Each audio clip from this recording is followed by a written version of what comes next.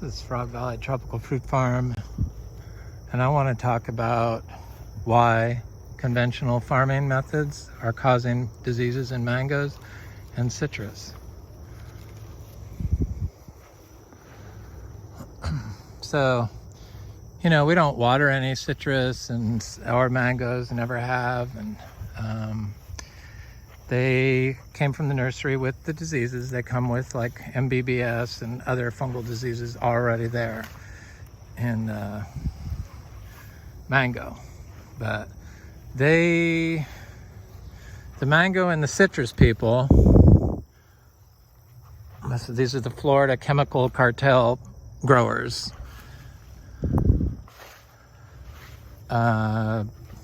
don't even consider the microbiome of the plant or the soil or their own microbiome. It's all about killing fungus.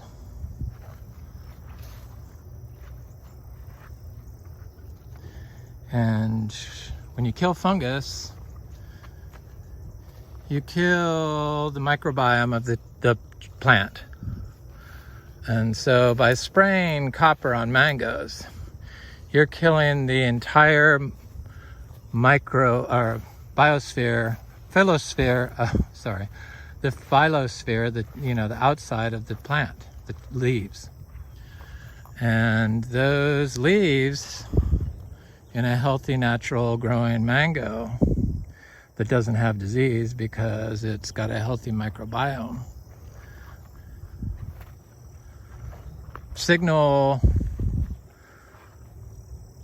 they have secondary metabolites that signal other microorganisms, probably metabolites, to form a defense that eradicates or switches off the harmful effects of the fungi that's growing in the tree. Because a lot of them are endophytic. So the endophytic microbes, the fungi, when you kill those, you kill the bacteria. You just turn off the microbiome of the plant and the soil. In communication, that's what it does. It blocks the communication of the plant. It's a switchboard basically. That's where they are like cofactors with enzymes, and enzymes are catalysts for biological processes. I'm so glad they finally proved this, and once and for all we can start suing the chemical companies, our governments, for the ecological damage they created by paying higher education institutions to push something that causes disease in plants and animals and humans. Because you get the secondary metabolites, and those are what they want. That's our medicine. That's how you turn medicine into food. So the citrus industry people, they focus on the pesticides and probably the fungicides now, but they focus on everything. So I know they use glyphosate, the stuff that they spray to kill weeds, the weed killer. So that kills 50% of the earthworms in the soil. It's the first time it's sprayed. So it's a total microbiome destroyer, which is how disease overtakes the biology that lives in it. The plants, the humans, the animals. They finally figured this out. And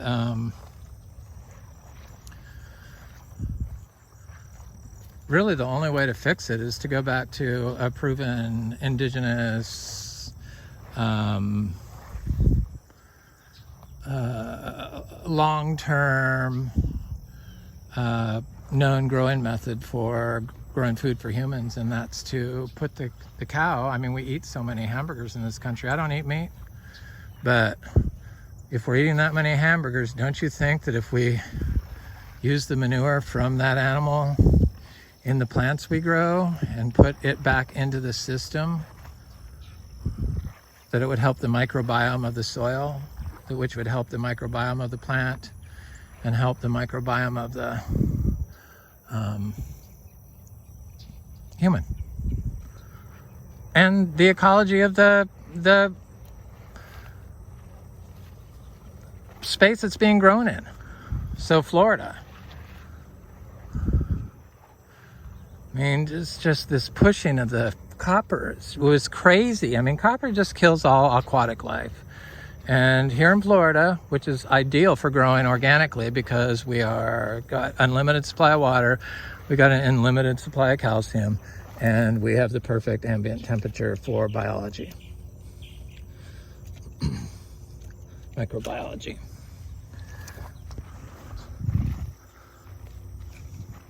The aquifer stays at 72 degrees year round.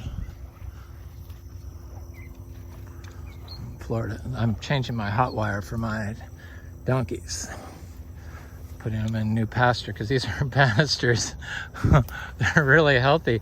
I need to start planting more fruit seeds in there now because that's what I've been doing. But I have to make my vegetable gardens or start it, and this is what I'm doing, wrapping this hot wire around here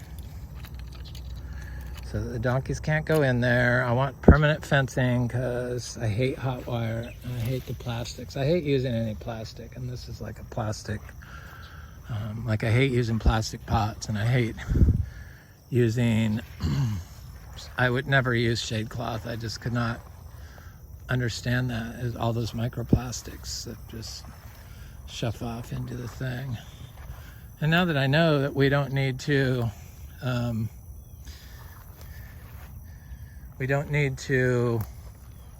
aerate the compost, we just really need to go back to the basics.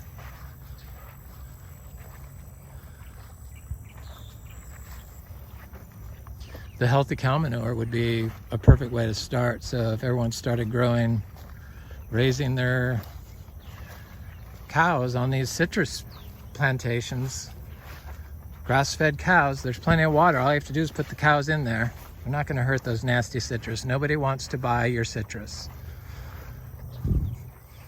The word is out. I guess Americans supplement this destruction. Microbiome and ecological destruction is what it is. And you couldn't make any money selling citrus in Florida. This would be impossible unless it was organic. And I don't have enough citrus to sell yet. Probably I'll never be able to sell it because I go against the powers that be, the money. And the microbiome destroyers. Okay, where is this isn't it. Yeah, it's this pasture. Sorry, bear with me. I'm trying to do more than one thing at one time, so I'm putting this on there. So yeah, these microbiome and ecology destroyers. I mean, I was driving around because I had to go to Palm Beach, and I watched for, people that spray glyphosate, and they spray the glyphosate around the ponds. They've kind of stopped doing it so much, so I think the word's gotten out, but there's a few holdouts. We need to take pictures of that. And if your neighbor's out spraying copper around, copper is like a toxic substance when it's put in out of balance amounts.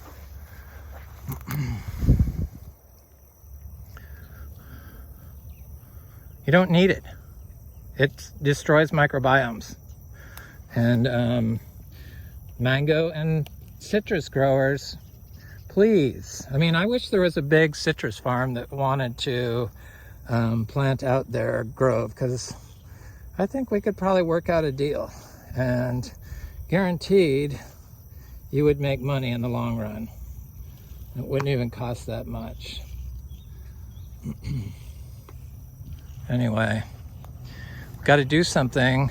We're at like tipping point here in Florida because the environmental stressors, the abiotic stressors, are getting out of hand. And I know that just by driving around and seeing all the standing water everyone has, that our systems are not managing it correctly. Oh yeah, this goes here. So this is the pasture I'm putting them in, I guess. Yep. Come on, you guys. There's the donkey ladies.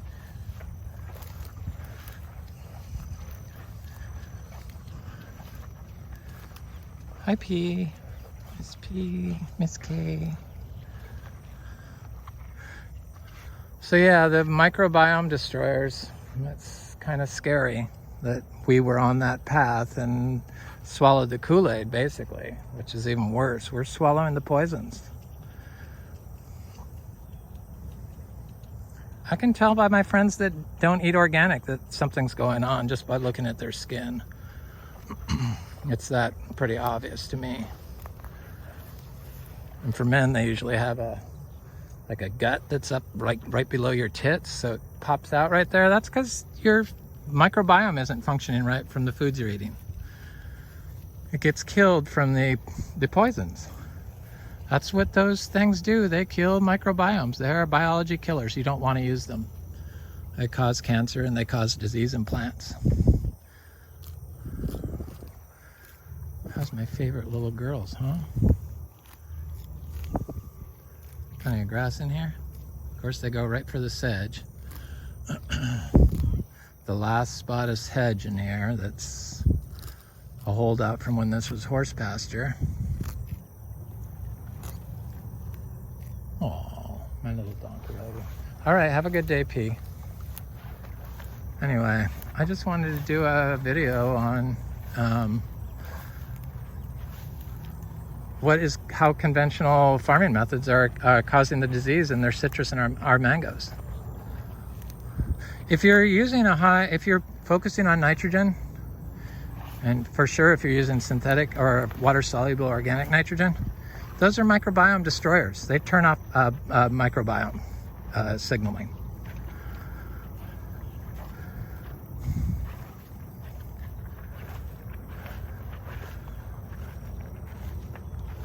Anyway, this is Frog Valley Tropical Fruit Farm.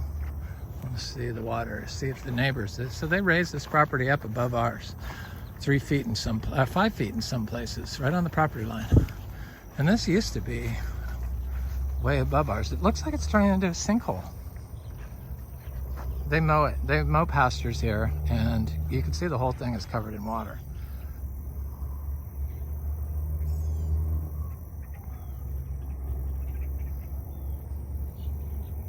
We don't have any standing water. None. Zero. Zilch. Anyway, this is Frog Valley Tropical Fruit Farm. I hope you have a good day.